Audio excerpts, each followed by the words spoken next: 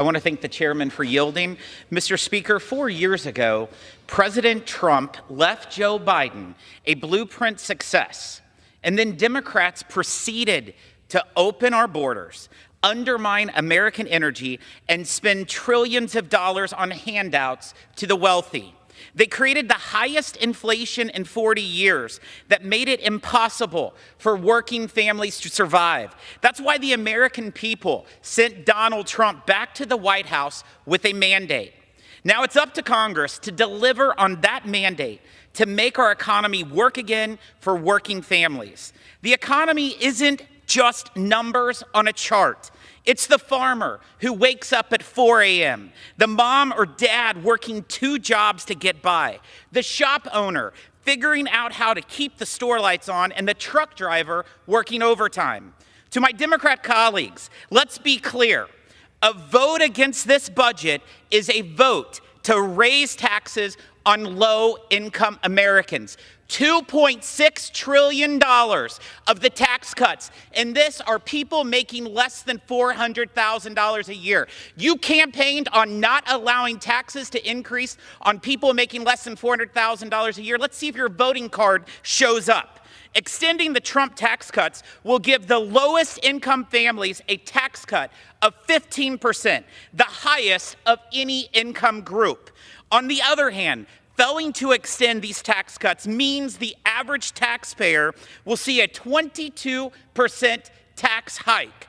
The average family of 4 making $80,000 a year will see their taxes go up almost $1,700. That's 2 months worth of groceries.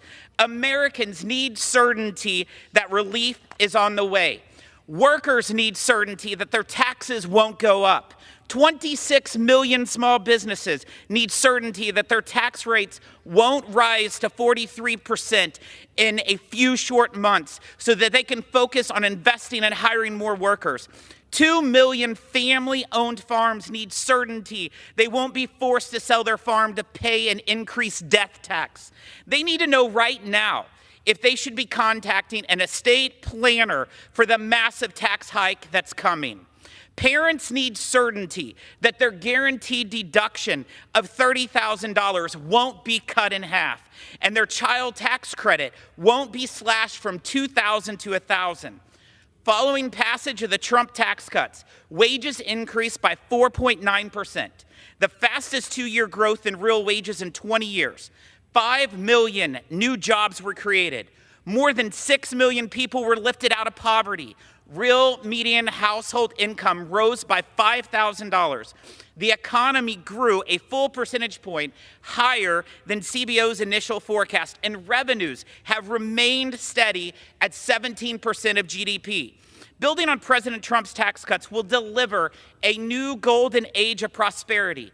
Over 1 million new small business jobs each year, $284 billion in economic growth from more manufacturing, and billions in new investments to revitalize our poorest neighborhoods. We will reignite our economy with the return of policies like 100% immediate expensing and incentives to make sure R&D is happening here and not being outsourced around the globe. We will deliver on President Trump's commitment to tax relief for tipped workers, help for seniors struggling with inflation, and tax relief for overtime workers.